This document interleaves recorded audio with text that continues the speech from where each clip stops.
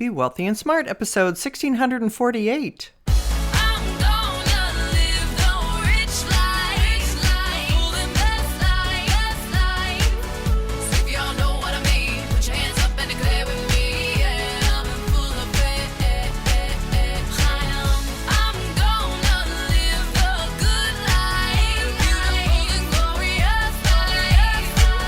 Step into a world of wealth and financial freedom without budgets, boredom, or bosses on Be Wealthy and Smart. And now, here's your host, Linda P. Jones. Welcome to Be Wealthy and Smart. I'm Linda P. Jones, America's Wealth Mentor, empowering women and men worldwide to financial freedom. On today's show, we're going to talk about the economic update since we got quite a lot of data this week on inflation and consumer sentiment, two important indications of how the economy's doing, and that could give us some guidance for what may be happening in the future with interest rates.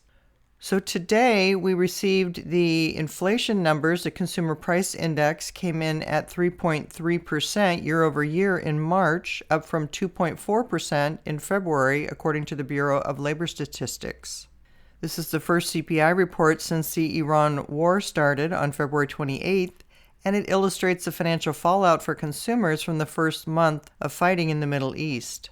Now, of course, we've seen oil prices skyrocket, and that tends to make its way through the rest of the economy. So in looking at inflation numbers, of course, gasoline prices led the increase, up 18.9%. Other standouts for inflation include airline fares up 14.9%, another result of higher energy costs. Tobacco and smoking products were up 7.4%, motor vehicle maintenance and repair up 6.1%, but overall, all items less food and energy were up 2.6%. When looking at food at home, non-alcoholic beverages and materials were up 4.7%, food away from home was up 3.8%, and other food at home was up 2.9%, while fruits and vegetables were up 4%. Overall, food at home was up 1.9%.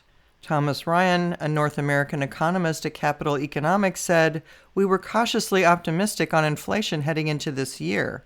Basically, we're on hold now just to see what happens with the energy price shock. If it's long-lasting, we become more concerned about leakage into other areas of consumers' wallets."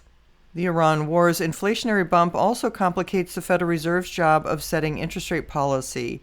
At the March meeting, officials at the central bank said they expect to cut interest rates once this year, though some said it may be necessary to raise borrowing costs if the Iran war leads to sustained higher inflation.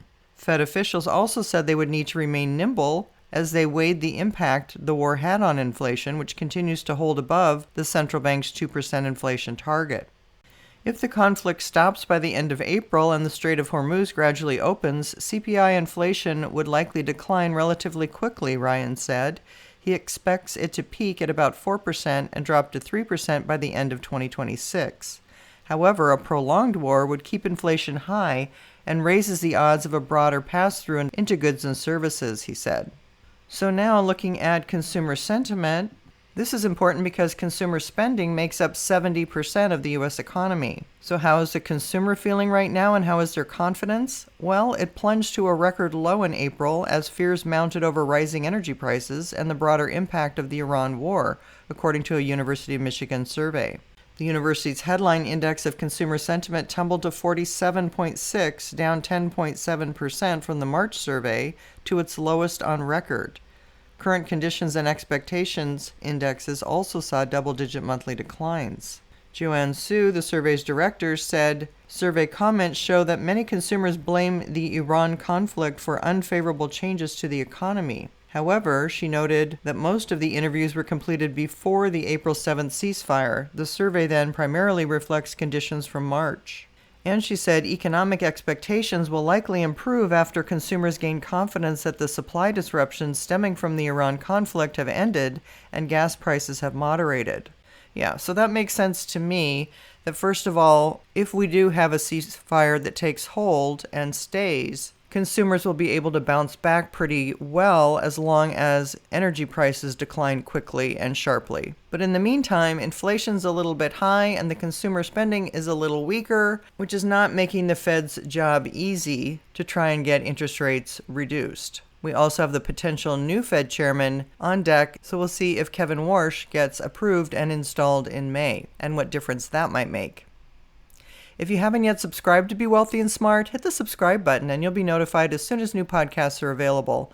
And all of my podcasts are on my website at lindapjones.com/podcasts.